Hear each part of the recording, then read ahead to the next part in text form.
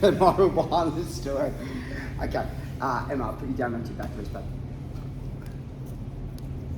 Okay, this is a really fundamental concept, and it's something that I believe is underrated and underestimated in the half guard position. And I think it's people don't understand the importance of the knee line and the knee shield. Okay, so can I just slide you around your head that way a little bit more? Yeah, so the knee line and the knee shield, right? This does a couple of things. Number one, it denies me from getting chest to chest, which is obviously a really important thing. Secondly, and it's almost like a trap. So I do want to get head control to be able to control my partner on the pass. So whether it's head control or whether it's head control, I want to get some kind of head control to pass at some stage. So what's happening is, as I'm trying to get the head control, Emma simply starts to move her head backwards. As I reach from here, she can now bring her right knee through and bring it up into guard, so go to full guard and go back into the full guard. So this is one of the easiest ways that I know to recover guard is simply by moving your body weight, where I see a lot of people from here, you know, like they're hand fighting, and eventually I want to beat the knee line, and now the game changes, because if I beat the knee line, if I get in front of your knee line, you can't recover guard, and that makes your options smaller. So one of the things that I like to do from here is I would like to get Emma's right hand onto my wrist to control it. Now, what we're going to do from here is a very, very basic concept is we apply pressure, we slide our head away as far as we can. We bring our knee to the chest and shoot it over my shoulder, pull in, and we shoot the triangle from the half guard. And again. So this is one of the most underrated concepts. This is something that I've been playing around with the Asian Masters. I've shot the triangle from half guard, from past the guard, and I've shot this quite a few times in tournaments. And it's just such an underrated concept because they're in half guard. The last thing people expect is a triangle from half guard. So the hand control, and I guarantee some people are going to go like, oh, I'm going to deny that grip, and then it's pretty much straight up from here. The reason why some people can't do that is because they're so obsessed with the pressure on the knee shield. So they're like, you know, no passing, and they're like, you know, no, I'm like, no, and they're fighting from here. So wrist control, take it out. As I push, your knee comes to your chest, shoot it over the shoulder, and we're pretty much in triangle. Just for the note, I do like to keep that hand where it was, underneath the chin. Here. Because now you can actually do like an Ezekiel choke here while you're in the triangle choke as well. So it keeps the head, but you've got like a secondary attack on it. So one more time. Knee shield, half guard. Number one is I'm trying to get head control, so we hand fight, get the hand control. I'll pull it out, sorry, knee comes to chest, shoot it over, and you put the hand under, and now given this is, I'm going to start to defend this while you're cinching up the triangle to get to the triangle finishing position. Okay, 1, 2, 3. I'm going to just go back one step so everyone understands, because I'm kind of seeing some of the body positions from the past, and I want to make sure everyone's doing the right thing. Okay, so anytime that I'm passing, I should have compression on the knee. I should be locked into I'll explain this one in a second. Anytime that I take the weight off, you should just be pulling guard again, shooting your knee through, because there's nothing to stop you from shooting guard. Right. So anytime that my partner, anytime that we're in a nice position and I take the pressure off, I'm back in guard. Right. So anytime that the power is up and the post up. So I want to keep this here so that knee is always caught on the inside. So even if Eli pulls the knee through, I can stop the full guard from coming through. Does that make sense? So my weight's generally going to be on my partner. My job on passing is to take the space away so my partner can't pull guard, can't sweep. So I want to be tight to my partner. My partner's job is to use the knee shield or the frames to create space to sweep, recover, or attack. In a nutshell, that's pretty much what we're doing. So for me, if I can control the head and control the leg, I can pass the guard really easy. So denying the head control is one of our major assets. When I got taught this, it was called the pillow. So the bottom hand, not the top hand, the bottom hand, here. So I find this really hard to get hold of the head. And when you're ready, you can just simply overhook my arm. And now headbutt me, thank you. I've got a hard head, it didn't hurt me at all. I'm okay, guys. Now, turn your knee down, turn your knee down, extend your body, and you get the Kimura. Right? So it's not, it's like that space, so it works both ways. So from here, just to start, pressure, trying to get the head control. I'm not dumb enough to put my hand here, so Eli's going to attack my hand. I'm going to go no way, put my hand back, knee comes through, shoot the triangle. Okay. So just pressing on your knees, keep that little bit of pressure on them to deny them from getting guard. If at any time the partner takes your weight off you, just recover guard. Okay, 1, 2, 3. Okay. Yeah, fine. I'm going to move forwards. Now, the triangle wasn't the main focus, it's the pressure passing. I will come back to the triangle and answer some of the questions a bit later.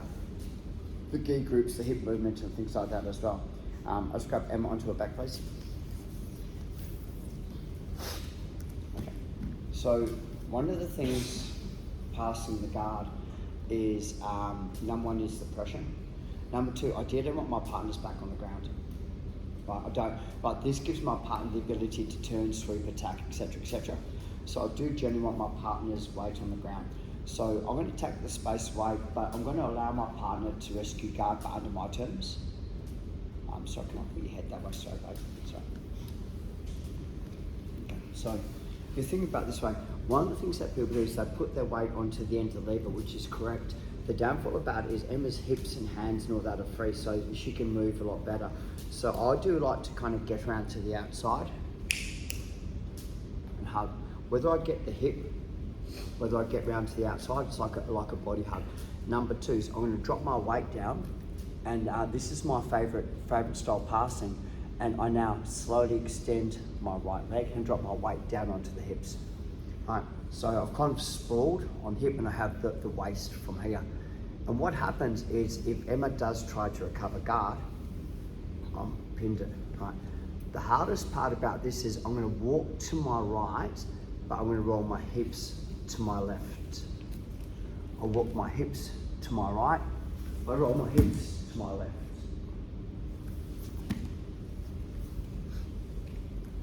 So here, number one, attachment, so that Emma cannot shoot the triangle. That is really important. So, you know, like I'm not here anymore because that still enables Emma to shoot the triangle or to recover guard. So it's a body hug. And, you know, the question goes, oh, my hands couldn't underneath him. 100%, that's the whole purpose. Because I'm attached to them. I'm designed to like, hey, you know, I have an attachment to Emma. Here. Head as close to the head as I can. Now, I'm walking this way, so I start to slide this way, create space, got my hip, so it's my left hip's down. Now I can pass. That's a really tight pass from here. I normally hit the knee bar when they keep the half guard, the dog bar from here. My favourite submission, because everyone keeps that leg like, I don't want to pass, I want to pass. They extend the leg, and the knee bar here is like it's one of the easiest submissions you're going to get. For you guys, brown belt and black belt in a gi. For SGT, purple belt, no gi. So if it's there and you're doing it in a comp, if you do it, you're going to get disqualified. So just be very careful with it. So from here, number one, the knee shield.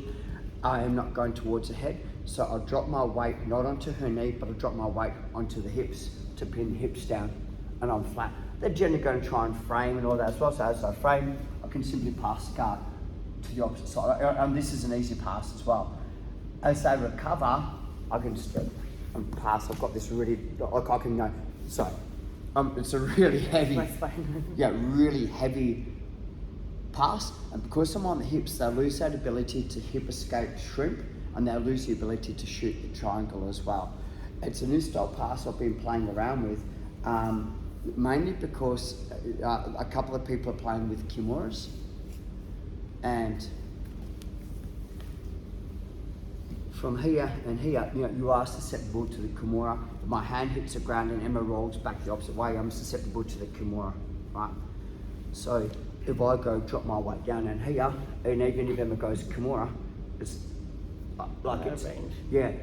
If they have longer arms than me, my head goes to the armpit. So if I'm here and Emma does go the Kimura, my head goes to the armpit to pin. Walk to the right, got my hip to the left. So it's a really so it's a really heavy pass, and I'm quite bony. So I like to drive my shoulders and elbows and wrist through people's soft fleshy parts. Nothing wrong with that at all. Okay, so let's have a quick shot at that, guys. So hug the body, walk to your right, drop your hip to your left, but keep that, don't lift your arm up, keep that really tight tension on them as well. 1, 2, 3. Do you get points for that as a pass? For hurting them, yeah, you get 1 point for hurting. No, yeah, 3 points for the guard pass. So if you pass it, like if you step over the leg jump as you're going to the right, and then you step... No, because they didn't consolidate the guard the second time. Oh, okay. So I have to go 1, 2, 3, back in the guard, and then pass the other way to get 2 double guard passes. This one, this is what we call high-end pressure passing or TP passing. It is a bit more high level, and you have to understand the risk versus me shooting back to full guard. The risk of a sweep is minimal if you do this correctly, but the risk of me shooting back into guard and hitting like a mermaid sweep is fairly high. So we need to make sure that we're aware of the knee squeeze. It's possibly one of the most important things. So Emmy's in the half guard, and we're going to start with this, right? So we're going to start with, I haven't got my knee shield yet. So just the half guard, so Emma's going to block the knee shield out. One of the ways that we do it is we start to, not our upper body, our lower body walks this way, pin my back onto the ground. So now I'm pinned flat to the back. So you know that I'm going to start to attack your hips. Right, let's have a look at that again. So we're passing on the side.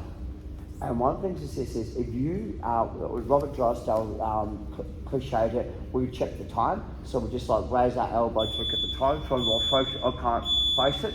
And now we'll walk our hips, so I'm pinned flat to the back of the ground. Now, rule number 1 is you want to take the space away, but you want to keep this flared. So your forehead goes as close to this as you can, which enables me to get to your hips. As I get to your hips, you're going to squeeze your knees together, number 1, and you're going to walk your toes, tip your toes up. So as I'm pushing, it creates a Devon Fluke choke on my neck. That's good, you're okay. So as I'm pushing, instead of fighting it, we're going to go that way, so we slice our knees through, past the guard, and if you get stuck, you can kick it, but 9 out of 10 times, we're here, pick it up. We're going to stop here. So I understand it's not the best finishing position, but I want to break this down into 2 parts. Let's have a look at that again. All right, so we're just going there. I like, that's not where we're finishing, but for part of this technique, that's where we're going to stop right now. So again, before I get the knee shield, understanding my job, we're going to go, so is create space, to get my knee through to attack. That's one of my major jobs. So your job is, number 1 is to stop me from turning this. You raise that so it's hard for me to turn that way. Number 2, walk your hips so I get pinned flat to the back, my shoulders are on the ground. Number 3, as I go to push the hips, which is the main thing, it enables you to flare your elbows, put your face in, and this, whether it's on my jawline or on my neck is irrelevant, right? As I push, you slice your knee across in front, come down. Now this is the key. At this stage here, if I've got that desperation grip where I'm holding on to your ankles for dear life and it's like, no, don't pass my guard, just use your bottom leg, your front leg, kick the shit out of it and pass. Okay, so when I say kick the shit out of it, I actually mean like kick it hard to clear it. But when you kick, don't raise your head because you get swept. Okay, 1, 2, 3, go. So, it likes you more, I know. I like you more. Concept again. And we'll put this together shortly. So, we've passed, and I haven't got my knee shield yet, so my knee's behind. I've got my frame system in front. So I'm feeling pretty good about this. Once again, Emma cross faces from here, but I keep my frame system in. Right. The part that happens now is if my frame system is here, if you squeeze your knees, I've got the ability to roll you over because my frame system is going to become better than your posture and your pressure. So understanding that I have the frame system, we're going to do the opposite. So we attack the wrist control and put our head on the other side, which crushes my hand in. This might take a little bit of effort, but we're not going to progress any further forward until two things happen. Either we get our head to the ground or I remove my frame. So we don't go further forward until one of these two things happen. We can, from here, we can walk our hips to line me up, which makes this a better hole for you to get in. Some of you would tap from this, right? Like if you're got old man joints and things like that, some of you would tap from this. I won't, just because it's Emma. Anyone else I would.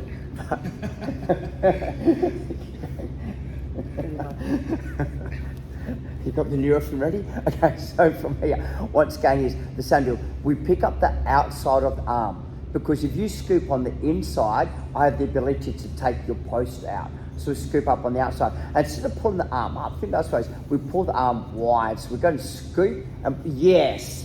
So now it's harder for me to get in, right from here. We squeeze our knees together, tiptoe, and what we're doing is this time we smash our knees through the opposite side from here. Now there's a copious, which is a great word, amount of pressure, because I'm choking myself with my own wrist. Whatever you do, do not pop your head, I will sweep you. So you've got to slide your hips as far as you can, and now once your hips hit the ground, now you can pop your head. I'm going to do the most common thing where I'm going to push your head away, you step over, you take the arm, and finish the armbar. So this system's designed that I'm technically winning the fight because I have the frame system, but we're going to use the frame system against this. So number one, once again, is I have the frame system from here. To make it easier, you turn and drop your head to that side. And I said, some of you will tap from this, it's okay. Don't worry about it. Right. So from here, we're not pulling the arm in, we pull the arm out wide, so there's a frame system from here.